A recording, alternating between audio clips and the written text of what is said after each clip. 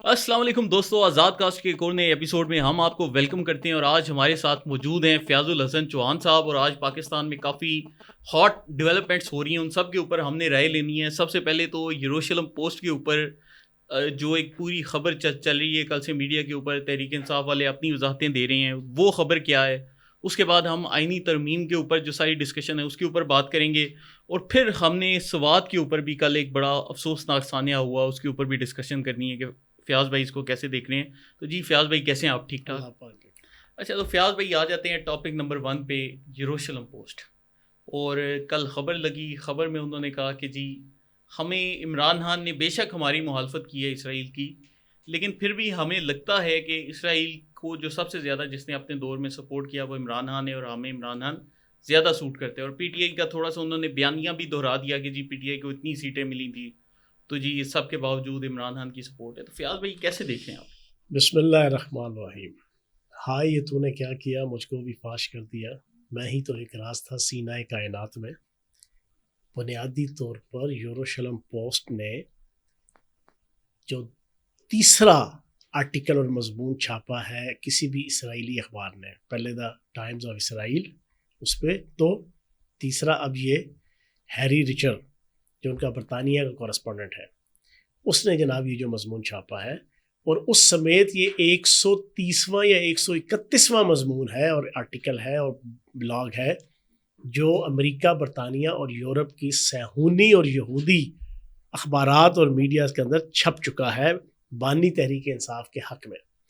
اب یہ جو یروشلم پوسٹ کا آپ نے تھوڑا سا اس کو غلط طریقے سے جو ہے نا اس کا بیانیہ پیش کیا ہے کہ انہوں نے یہ کہا کہ ٹھیک ہے کہ انہوں نے اسرائیل کی مخالفت کی. نہیں،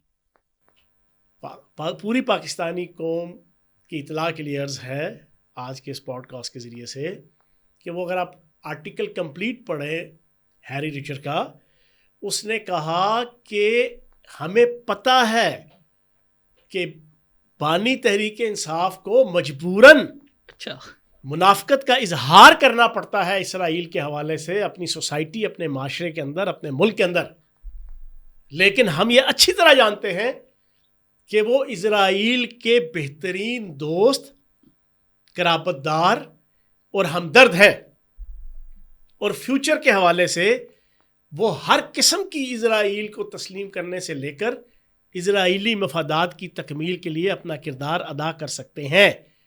دوسری چیز یہ کہی کہ بانی تحریک انصاف کے علاوہ پاکستان کے اندر سب کوڑ کباڑ ہے.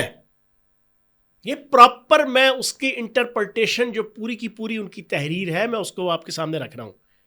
انہوں نے کہا کہ بانی تحریک انصاف کے علاوہ پاکستان کی ہر پولیٹیکل لیڈرشپ اور ہر پولیٹیکل پارٹی اسرائیل کے پوائنٹ آف ویو سے کوڑ کباڑ ہے. وہ اسرائیل کو قبول کرنے کو بھی تیار نہیں، ماننے کو بھی تیار نہیں، اور ان کے مفادات کی تکمیل کے لیے اپنی سروسز اور اپنے آپ کو سبمٹ اور سبلم کرنے کو بھی تیار نہیں ہے بانی تحریک انصاف کے علاوہ. دو چیزیں. تیسری چیز انہوں نے کہا کہ پاکستان کے اندر واحد پاک فوج ہے جو اسرائیل کو تسلیم کرنے کے راستے کی سب سے بڑی رکاوٹ ہے. بانی تحریک انصاف کو بھی اگر اسرائیل کے ساتھ تعلقات قائم کرنے کے حوالے سے کسی نے روکی رکھا، اس کے راستے کی ہرڈر، بیریئر، آبسٹیکل یا کوئی مشکل یا کوئی تکلیف یا کوئی رکاوٹ بنا تو وہ پاک فوج تھی. اب اس پورے آرٹیکل کا اگر آپ مفہوم دیکھیں تو ہیری ریچر نے یہ ثابت کیا آن دا behalf of the Jerusalem post کہ جو ایک صہیونی انٹرنیشنل اخبار ہے، اس کی پالیسی، اس کے بیانیے، اس کے نیریٹو کے مطابق پاک فوج اصل کلپرٹ ہے جو اسرائیل کے راستے کی رکاوٹ ہے. اب آپ ذرا سارے ڈاٹس ملائیں. 2.5 سال پہلے بانی تحریک انصاف نے پاک فوج کو کیوں جناب ٹارگٹ کیا؟ بالکل صحیح.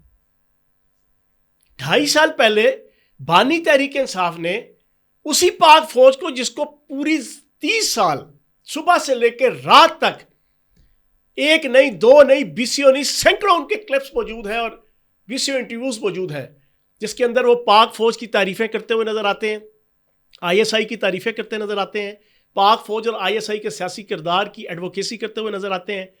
لیکن پھر یہ اچانک 2.5 سال پہلے وہ یو ٹرن نہیں وی ٹرن لیتے ہیں اور پاک فوج کے خلاف انتہا درجے کی نفرت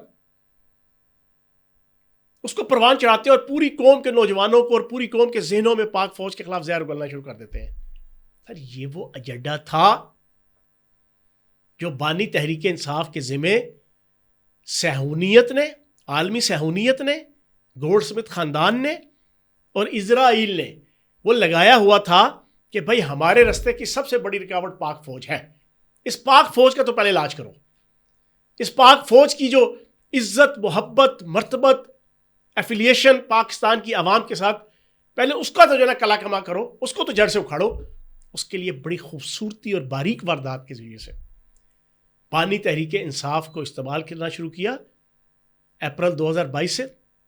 اور جولائی کے مہینے میں، جولائی 2021 میں بانی تحریک انصاف جناب ایک ٹی وی کے اوپر تقریر کرتے ہوئے کہتا ہے کہ اگر مجھے اتارا گیا تو میں تمہارے لیے خطرناک ہو جاؤں گا، اس سے بھی زیادہ خطرناک ہوں گا. جی میں پوری پاکستانی قوم سے پوچھوں گا کہ جولائی اگست 2021 کے اندر پوری قوم کے اندر جتنی نفرت تھی نا تحریک انصاف کی حکومت اور بانی تحریک انصاف کے حوالے سے، وہ میری اور آپ کی سوچ سے باہر ہے.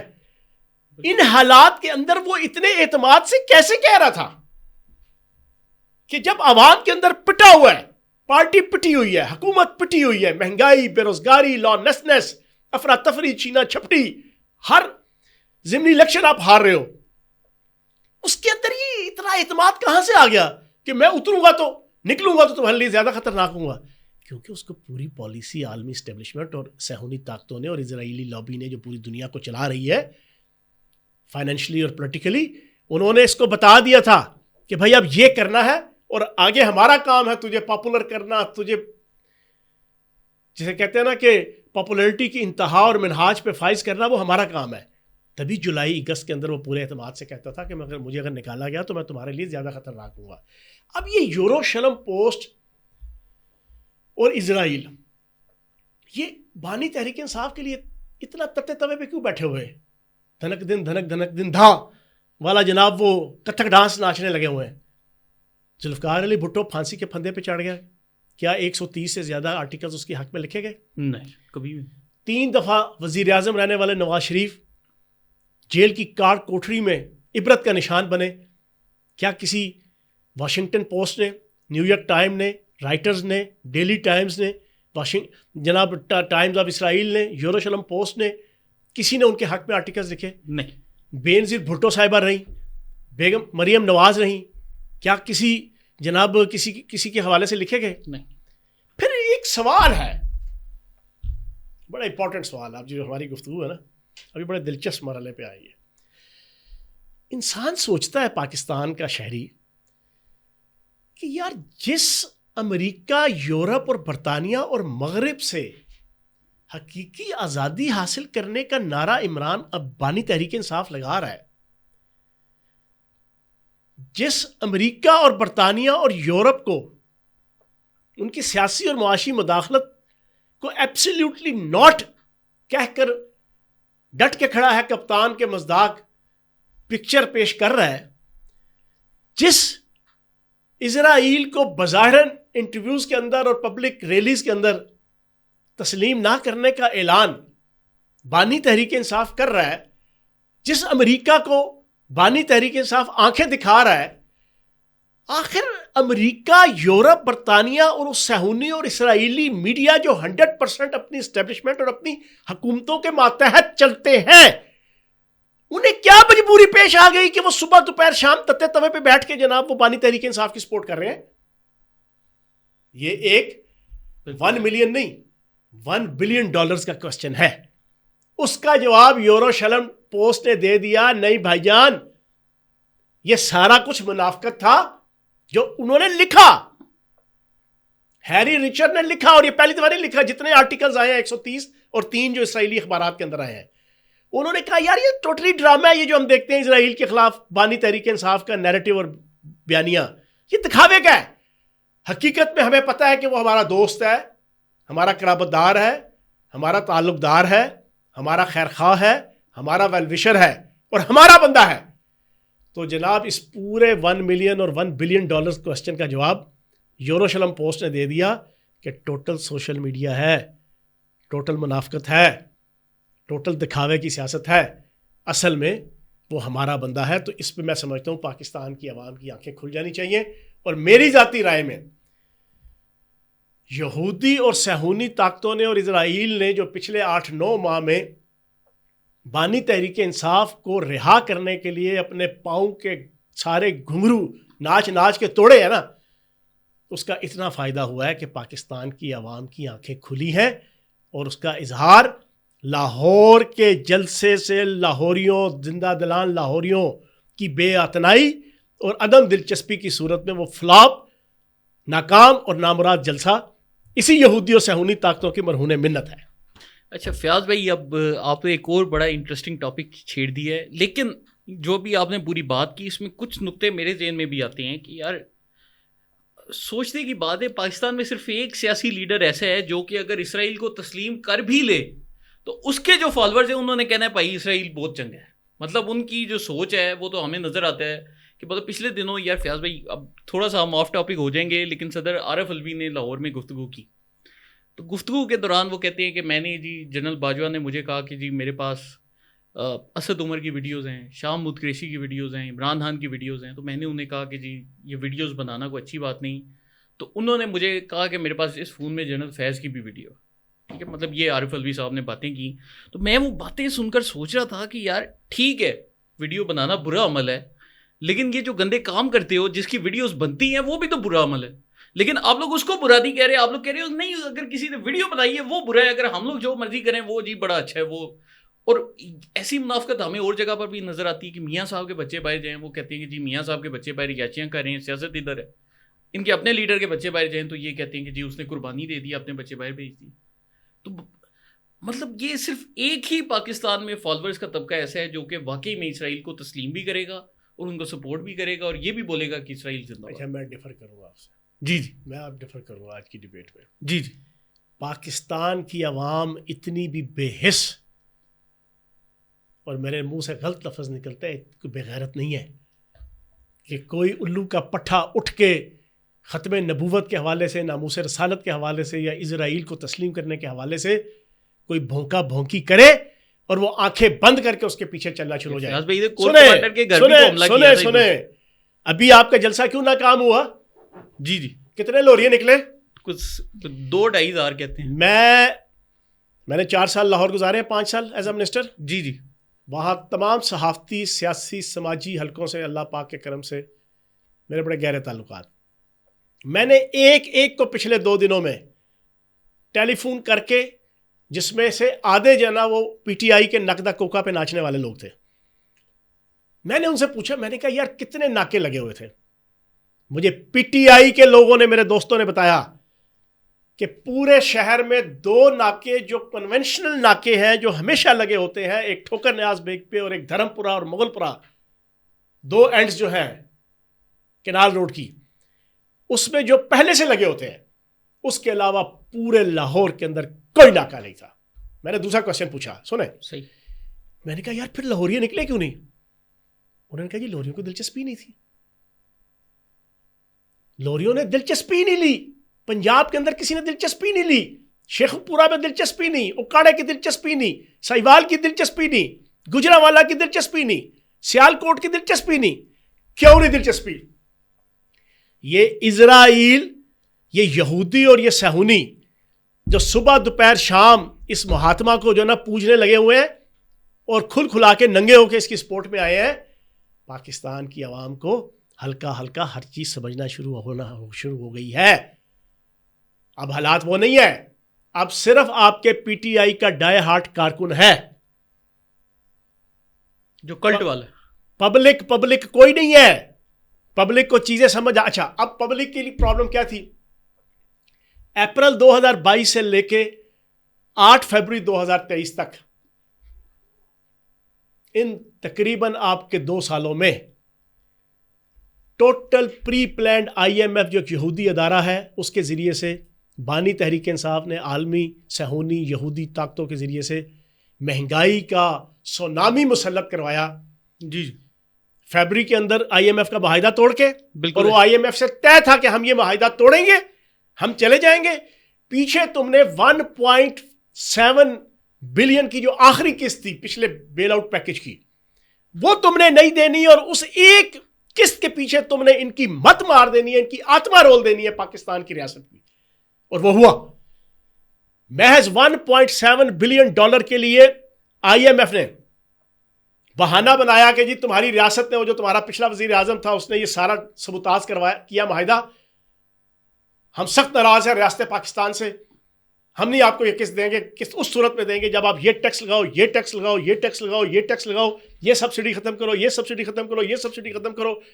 शहबाज शरीफ की हुकूमत, PDM की हुकूमत IMF की उंगलियों पे जिन्नी तेरी मर्जी नचा सुना कि ऐन मुतरादिफ नाचती गई। क्यों करते? रियासत चलानी थी, डिफॉल्ट होने से बचना था, लेकिन महंगाई का तूफान ऊपर जाता था और बानी तहरीक इंसाफ की पॉपुलैरिटी आसमान की बुलंदियों पर छूती थी। ये अप्रैल 2022, मई, जून, जुलाई, अगस्त, सितंबर, अक्टूबर, नवंबर, दिसंबर, जनवरी, फरवरी, फिर अगला साल 2023 पूरा, फिर ये आपका ये 8 फरवरी तक, ये सारा ड्रामा महंगाई का था।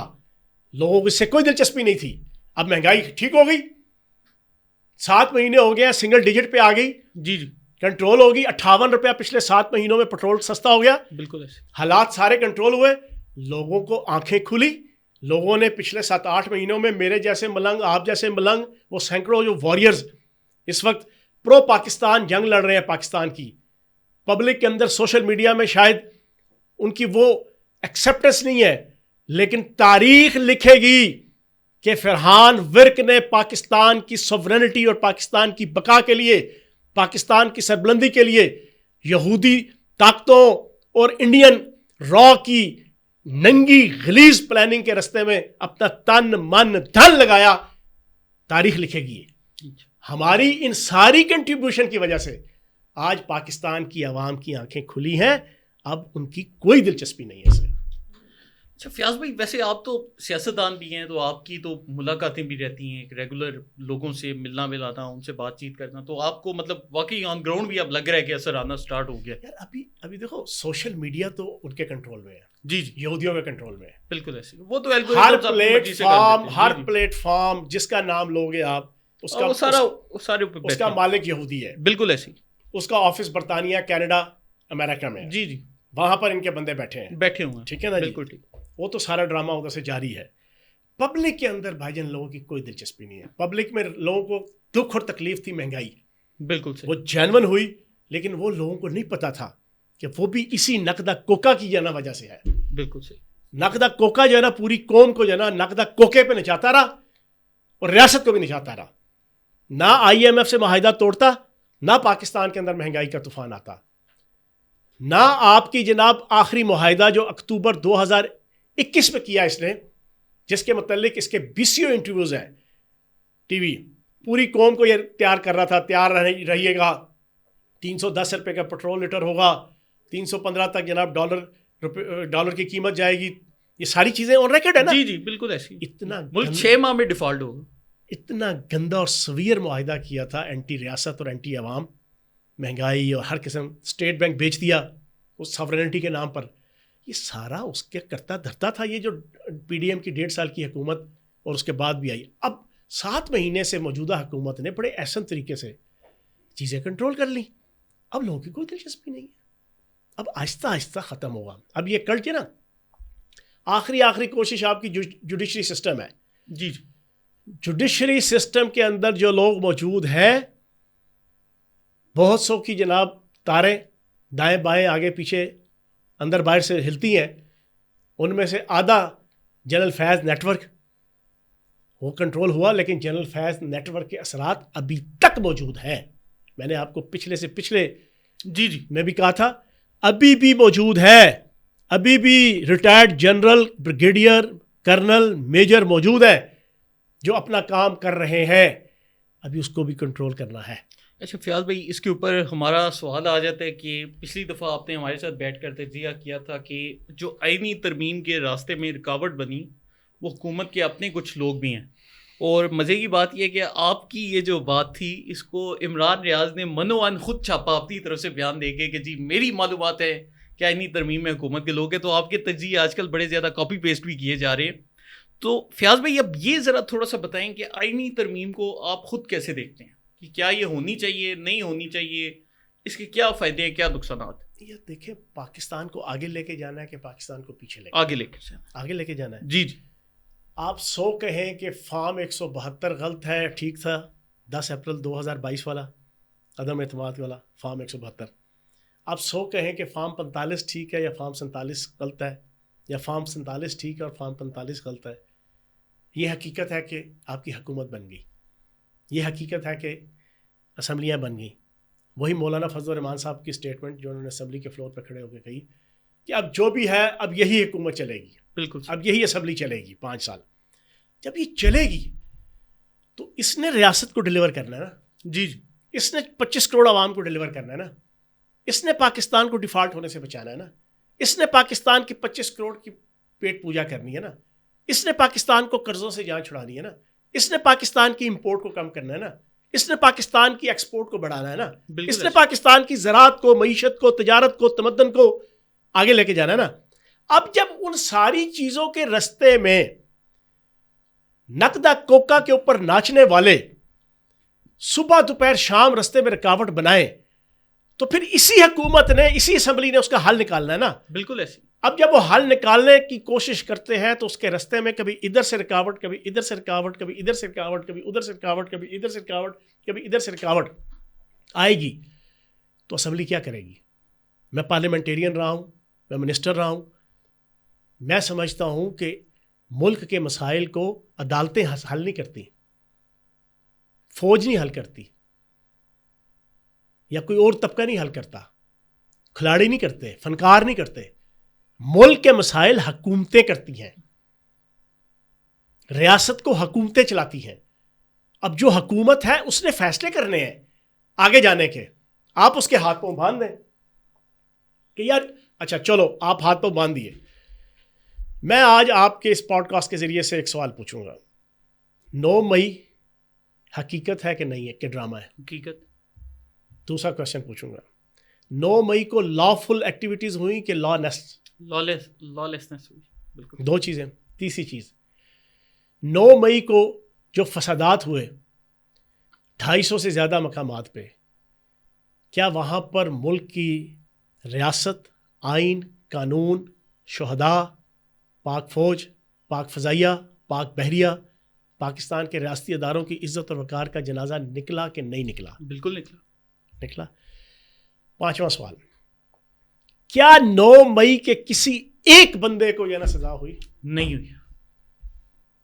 تو لعنت ہے بینگ اے پاکستانی میرے اوپر بھی, اور لعنت ہے پاکستان کے عدالتی سسٹم کے اوپر بھی. او بھائی خدا کا خوف کرو. دنیا کے 3rd کلاس یوگنڈا ملک کے اندر چلے جاؤ, دنیا کے تھکے سے تھکے ملک کے اندر چلے جاؤ, 9 مئی کا 1000 گنا لیس انٹینسٹی کا واقعہ ہوا ہو, وہاں پر آپ کی آؤٹ پٹ اور رزلٹ جو ہے نا وہ آ چکا ہوتا. اب جب یہ ساری صورتحال ہے, پاکستان کی حکومت کیا کرے, ریاست کیا کرے؟ وہ ملک کے جو ہر طرف سے اس وقت چنگل میں ہے, ہر قسم کی سازش کے چنگل میں ہے, ہر قسم کی آپ کی سرحد جو ہے نا وہ غیر محفوظ ہے. آپ کی ایران کے ساتھ سرحد غیر محفوظ, آپ کی افغانستان کے ساتھ سرحد محفوظ, آپ کی انڈیا کے ساتھ سرحد محفوظ غیر محفوظ, آپ کی چائنا کے ساتھ سرحد جو ہے نا وہ طالبانائزیشن کے ذریعے سے غیر محفوظ, آپ کی KPK کے اندر سوشل میڈیا کے ذریعے سے انسرجنسی, آپ کی بلوچستان کے اندر سوشل میڈیا کے ذریعے سے انسرجنسی. ان حالات کے اندر ملک چلانے کے لیے حکومت کیا کرے, ریاست کیا کرے, ریاستی ادارے کیا کریں؟ اس سارے ایشوز پہ جب وہ کوئی حل نکالنے لگتے ہیں تو آپ کے عدالتی سسٹم آگے کھڑا ہو جاتا. میری ذاتی رائے میں آئینی ترامیم 100% ضروری ہیں, اور میں آپ کو بڑی clear cut being a Pakistani and political worker, اگر پاکستان کے اندر کسی کونے خدرے سے اس ترامیم کے رستے کی رکاوٹیں جاری اور ساری رہیں تو پھر اس پاکستان کے اندر آئینی ترامیم نہیں، پھر سیاسی ترامیم ہوگی. یہ آپ نے بہت بڑی بات کہہ دی. اور اس کے ساتھ ہی فیاض بھائی چلتے ہیں ہمارے آخری ٹاپک کے اوپر کہ آج جو لیٹسٹ ڈیولپمنٹ ہے وہ یہ کہ جی وزیر اعلیٰ خیبر پختونخوا نے پہلے میاں والی جلسے کا اعلان کیا, پھر عمران خان نے آج شاید بولا کہ نہیں ادھر نہیں جانا, آپ نے پنڈی میں جلسہ کرنا ہے. تو ایک طرف تو یہ ڈسکشن چل رہی ہے, پھر ان کی لاہور کی ویڈیوز آ رہی ہیں جہاں پر وہ ٹرک ڈرائیوروں سے جا کر لڑائیاں کر رہے ہیں اور ٹرکوں کے شیشے توڑ رہے ہیں. تو ٹرک ڈرائیوروں کے ساتھ ایک ان کی بحث چل رہی ہے. اور دوسری طرف سوات میں 11 ممالک کے سفارتکار جاتے ہیں اور ان کا بلایا جاتا ہے ان کو کہ جی آپ نے ہمارے علاقے میں سرمایہ کاری کرنی ہے چیمبر آف کامرس کی طرف سے. اور جب وہ جاتے ہیں ان کے اوپر بم بلاسٹ کیا جاتا ہے, ایک پولیس کا جوان شہید ہوتا ہے. اور ان سفارتکاروں نے پولیس کی حفاظت میں واپس آنے سے بھی انکار کر دیا. انہوں نے کہا کہ ہم نے پولیس کے ساتھ نہیں آنا, ہم نے فوج کے ساتھ آنا ہے. تو ایک طرف یہ واقعہ ہو رہا ہے, تو آپ اس کو کیسے دیکھتے ہیں؟ میں آپ کو ایک بریکنگ دوں. جی جی. اس پہ ہنسنا نہیں ہے. جس طرح میں نے 92 ورلڈ کپ کے حوالے سے بات کی تھی, لوگ بڑا ہنسے, لیکن جو سینسیبل لوگ تھے ان کو سمجھ آنا شروع ہو گئی ہے. یہ یوروشلم پوسٹ اور جناب 130 آرٹیکلز اور امریکہ, یورپ, برطانیہ اور یہودی اور صہیونی طاقتوں کا صبح دوپہر شام بانی تحریک انصاف کی الفت, راحت, چاہت, فرحت, محبت کے اندر بندر کی طرح الٹیاں کلابازیاں کھانا دیکھ کے, سر وہ 9 گھنٹے کیوں غائب ہوا تھا اسلام آباد کے جلسے کے بعد؟ ہم نے تو سنا ہے معافیا مانگنے گیا تھا. سر سوشل میڈیا تو جو کہے گا. میری ذاتی رائے میں علی امین گنڈا پور اسٹیبلشمنٹ کا بندہ ہے. اسٹیبلشمنٹ سے اس نے اگلی اسٹریٹجی طے کی لاہور کے جلسے کی. لاہور کے جلسے کے حوالے سے اس کی کمٹمنٹ ہوئی کہ میں لاہور کے جلسے کو میں ناکام بناؤں گا. یہ سن لیں ذرا سے. اس نے کمٹمنٹ کی کہ میں لاہور کا جلسہ ناکام بناؤں گا. اس پہ ساری موڈیلٹیز طے ہوئیں, مائکرو لیول پہ جا کے ساری چیزیں طے ہوئیں, کیوں, کس طرح, کیسے, وہ ساری آپ نے پھر پرسوں جلسے کے اندر دیکھ لی. اتنا چوچا وہ بھی نہیں ہے, اتنا روٹی کو چوچی وہ بھی نہیں کہتا کہ اس کو یہ نہ پتا ہو, اس کی عمر گزر گئی, اب سیاست کرتے کرتے ریلیاں جلوس نکالتے ہوئے KPK سے اسلام آباد پوری پاکستان کے اندر, کہ اس کو یہ نہ پتا ہو کہ ثوابی سے جلوس کی صورت میں جب نکلنا ہے تو لاہور کتنے گھنٹوں میں پہنچنا ہے. اس کی کمٹمنٹ تھی اسٹیبلشمنٹ کے ساتھ, یہ جلسہ میں نے ناکام بنانا ہے. اس نے اس پہ کیا لینا تھا, فائنینشل, سوشل اور پولیٹیکل ریوارڈز, وہ ایک علیحدہ ڈسکشن ہے, وہ کسی اور موقع پہ کریں گے. لیکن ساری موڈیلٹیز طے ہوئیں کہ اصل اس جلسے کو ناکام بنائے گا علی امین گنڈا پور. بالکل. وہ اس نے کیا کیا, وہ جو 7واں بحری بیڑا امریکہ کا یاد ہے 71 کے اندر, پاکستان انتظار کر کر کر کر کر کر بیچارہ مشرقی پاکستان علیحدہ ہو گیا. جی جی. وہ امریکی بحری بیڑا نہیں آیا امریکی. بالکل یہی حالت تھی جو ہے نا میلہ مویشیاں میں, ٹھیک ہے نا جی, کانا روڈ پہ, کانا کاچھا پہ لوگ انتظار کر رہے تھے جناب امریکی بحری بیڑیا جو ہے نا, وہ کیا کہتے ہیں بحری بیڑا آ رہا ہے نا. جی جی. علی امین گنڈا پور کی صورت میں اعلان ہو رہے تھے بار بار, بس 1 لاکھوں کی تعداد کا جب غفیر جلوس کی صورت پہ آ رہا ہے. سارے جناب نقدہ کوکا پہ ناچنا شروع کر دیتے تھے. ہاں جی آنے لگا ہے جی, اب پھر اس کے بعد کرسیاں بھریں گی, پھر اس کے بعد ماہی آوے گا تو پھلا نال ترتی سے جاواں گی, چلائیں گی پکھیاں تو بڑا کچھ کہن گی اکھیا والا مول. وہ بحری بیڑا جو ہے نا اس کا بیڑا ہی غرق ہوا تھا. پری پلانڈ علی امین گنڈا پور جلسے میں جلسے کے وقت 6 بجے تک نہیں پہنچا, اور پھر اس نے جناب شادرہ میں کیا کیا, کھوتا مریا کھاریاں تو سوگ وزیر آباد. لوگوں کو دکھانے کے لیے, فیس سیونگ کے لیے کہ میری تو اس پوری حرکت نے فوراً اندر رپورٹ جانی ہے بانی تحریک انصاف کو.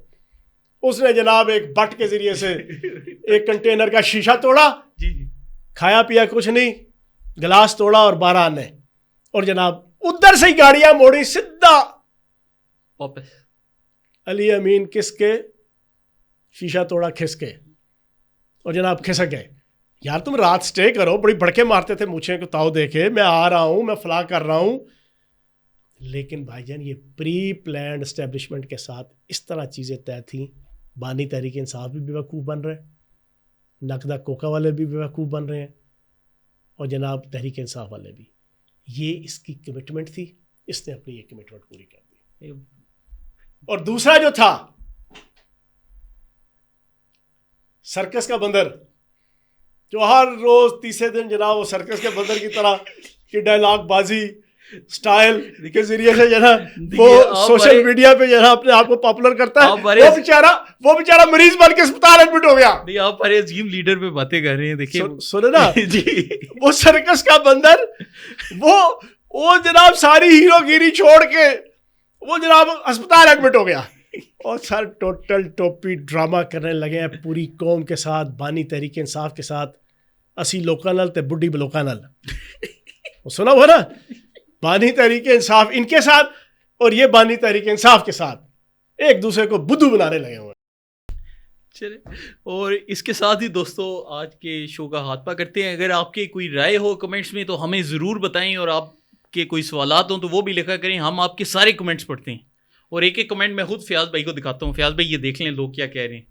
تو کئی دفعہ تو بلکہ فیاض بھائی کو خود بھی یقین نہیں آتا, مجھے کہتے ہیں یار یہ ٹویٹر کے اوپر کچھ اور کہتے ہیں, یوٹیوب پہ لوگ کچھ اور کہہ رہے ہیں, لیکن آپ کی رائے بڑی اہم ہے, تو اس کو شیئر کیا کریں. آپ سب کا بہت شکریہ.